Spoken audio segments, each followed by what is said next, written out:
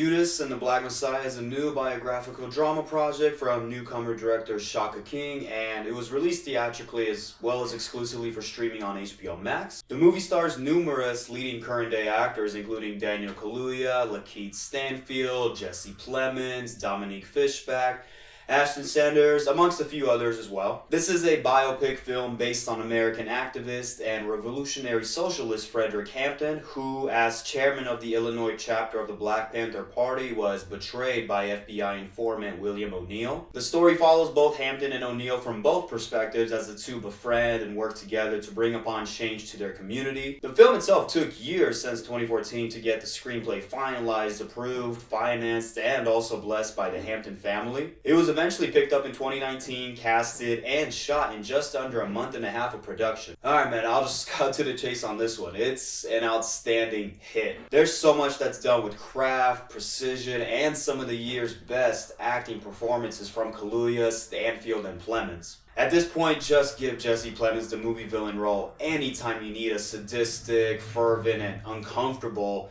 antagonist, because this guy just gets it. He reads the screenplay and what he's asked to do and say and just delivers it with aura of unease throughout the entirety of the film. Kaluuya, on the opposite side of the spectrum, has a distinguishable, eccentric, and bombastic personality to him, especially in his monologue in the last act of the film. Stanfield likewise just kills it with portraying a character that's uncertain of his decisions and deciphering between right and wrong, what to do or what not to do in a situation. All three, though, again, just incredible, well-rounded performances on their end. The story is so driven and passionate as well. You really do want to see how things just unravel, despite if you do or do not know how things are going to go by the time the film ends. They carefully structured the film where you spend plenty of time on both Hampton and O'Neill's characters, but they do it with a brilliant balance where you see Hampton's struggles and ardor to create a Black community alliance, and you also see O'Neill's as falsifier character adjust to his double life as an informant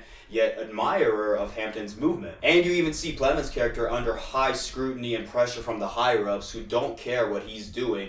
They just want to eradicate the problem, so to speak. But again, there are many various scenes where these characters showcase their true nature, their true intentions, their deceits, their lies, separately or with one another. And most of all, you as a viewer begin to empathize for these men who are all just caught up in a world where Black power is gaining a footprint traction, only to be undercut once again by my people. Such a powerful and moving story though, with grace and aptitude. Something I wanted to mention for this review is the two real action sequences that are in this film. For a majority of the film, it's mainly set up stylistically so as a heavy drama piece with character discussions about the movement, relationships, family, trust, etc. And it's pretty reliant on those speeches and conversations to raise the film to a higher ground. But when these two action sequences come into play, wow, do they fucking kill it. Both scenes are so exceptional, you don't want to miss a second of what's going on. And they don't even last longer than a few minutes, if that, on both occasions. And you just want more, but what they give you is as perfect as it is. The film itself isn't necessarily close to perfection though. The cons for me were that a few scenes do feel a bit dragged and narratively unfocused, in the sense that they could have trimmed some scenes or added more length to another one, and the structure